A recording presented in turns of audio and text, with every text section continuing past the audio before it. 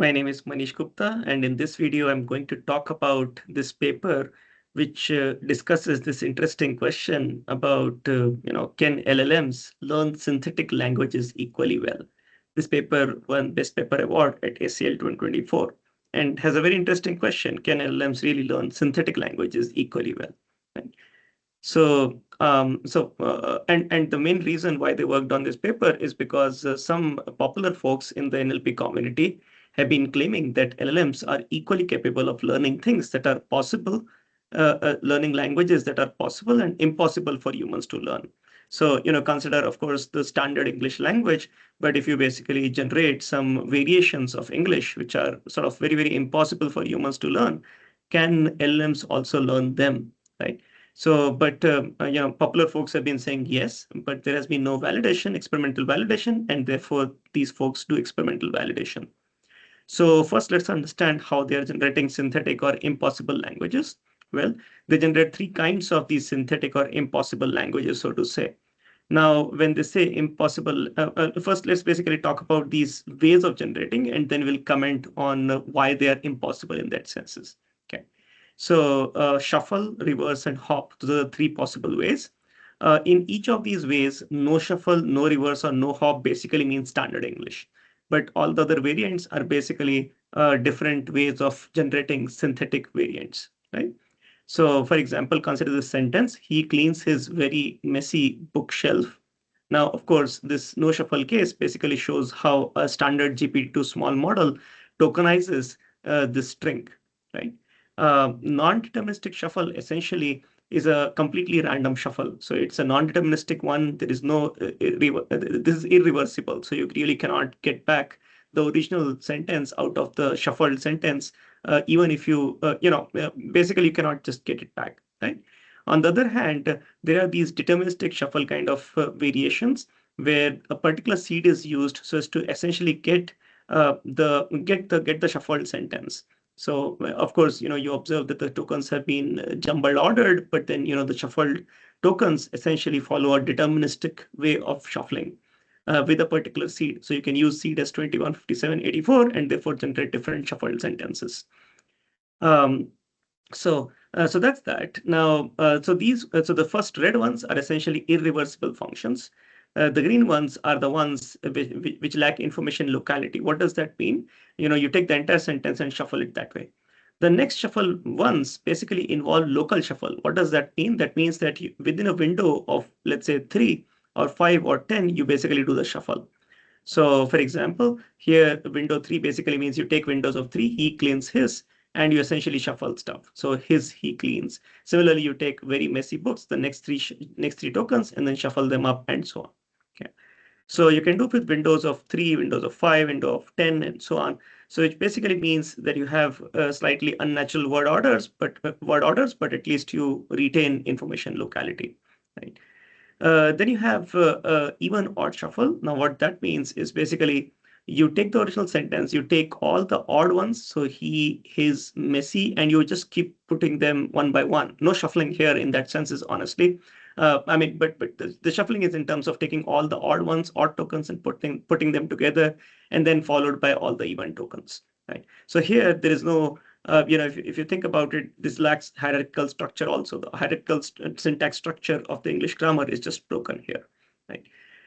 Now, so basically saying, these languages that are generally using shuffling essentially vary on the spectrum of impossible to possible. Of course, I mean, some of them have irreversible functions, some of them lack information locality, unnatural word orders, and so on. So typically, you would see random word shuffles or local shuffles basically are much more closer to impossible ones, while the other kind of shuffling mechanisms, reversing, other kind of synthetic language generation mechanisms, like reversing or these hop-based things, are more closer to possible ones. So let's see, what does reverse mean? So reverse basically means that no reverse sentence basically just means the original sentence itself, with a reverse marker somewhere, extra token added called as the reverse marker. In partial reverse, what you do is to sort of keep the first part of the sentence as it is, but the part of the sentence after the reverse marker is reversed, basically, right? While in full reverse, you actually reverse the full sentence, the entire sentence. Okay. In the hop kind of mechanism for generating variants, no hop mechanism basically has the original sentence as it is, except that you actually take these third person present tense verbs like cleans, right? And you lematize them, so you create clean, and then you basically add a special marker token S or P. Here S is added, and here P is added, right? So S basically stands for singular and P for plural. So essentially saying you lematize all third person present tense verbs in the sentence, and then you add a special token S or P immediately after the particular verb in the no hop case. In the token hop case, you do the same thing except that you add this marker token after 4 tokens. Okay, and in the word hop case, you basically add this special token S or P after 4 words, 4 words after the particular verb. Okay. So these are all different ways of generating synthetic languages. Not something that humans would typically be able to learn much. I mean, of course, humans can actually make sense out of reversed sentences and token hop things and so on. So these are more closer to possible. But for the shuffled ones, of course, it's very difficult for humans to actually make sense out of these things. So they generated these different languages, and for each of them, so they basically used a data set called as BPLM data set. This is like an English data set with 100 million words and lots of sentences, right? So they basically generated these variants for each of those, these variants for for this data set. So therefore, you have like several such data sets now, like multiple, as many data sets as you can see here.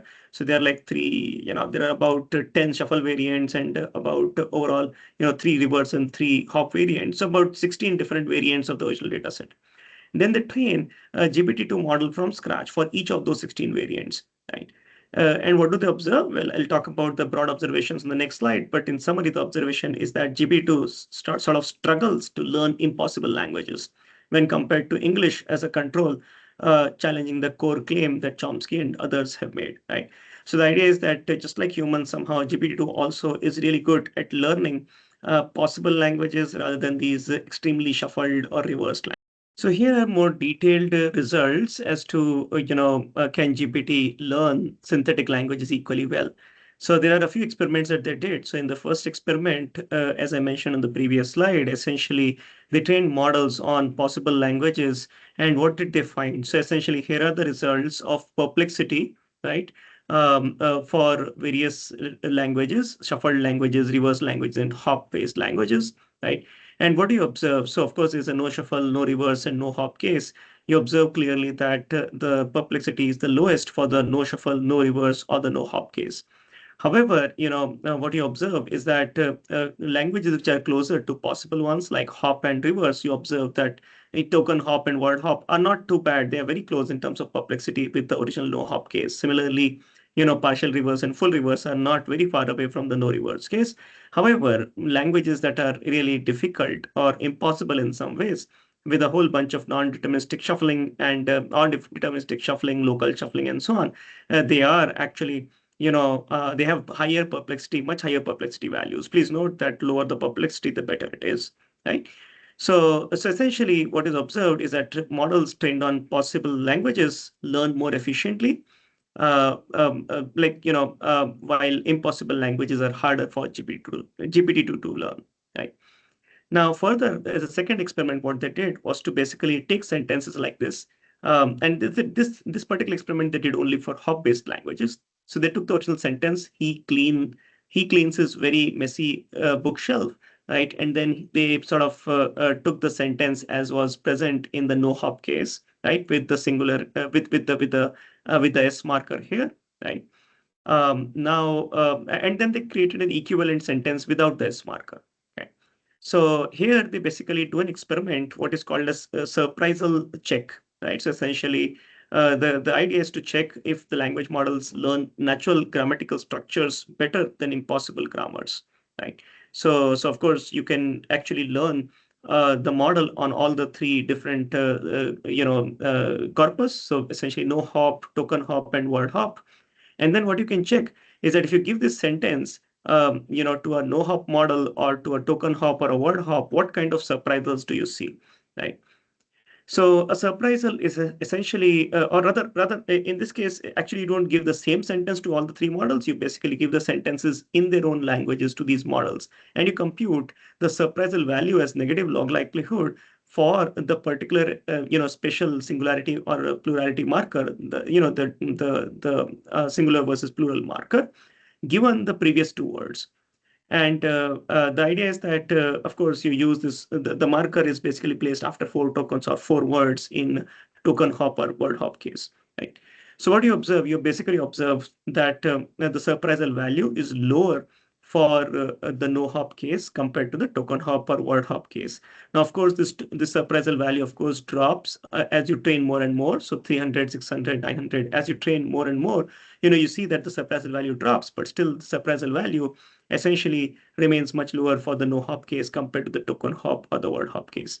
Further, they also evaluated something called a surprisal difference. So, for an for a sentence A, they created an equivalent sentence B, where you actually remove the singular versus plural marker completely. And then the difference is basically computed as the negative log likelihood of the next word right after the verb minus the negative log likelihood of the singularity or plurality marker. Okay. So now notice for a token hop or word hop, this next word would basically be exactly immediately the next word, after the verb, but singularity or plurality marker would be far away, four tokens or four words away from the verb, right? So what do you observe? You basically observe that this difference in a surprise, so the surprisal difference is much higher for the no hop case compared to the token hop or word hop case.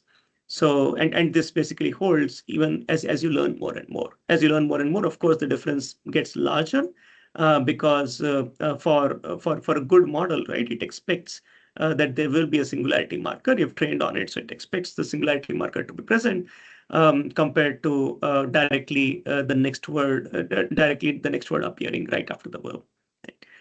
So that's that. So basically, using these two experiments and yet another experiment, they basically which you can read about in the paper, they show that impossible languages are sort of harder for GPT to learn. So in summary, in this video, we talked about how people experiment by generating multiple synthetic languages by shuffling and by considering hop-based things, and also by considering reversing the sentences and so on, thereby sort of simulating a degree of possibility versus impossibility of these synthetic languages. Then they trained GPT-2 small models using baby LM dataset, and which has been modified considering all those variations. And the final finding is that real languages are much more learnable by GPT-2, while impossible synthetic languages are harder for GPT-2 to learn. Right. So that's it for this video. Thank you for watching. Hope you liked the video. Looking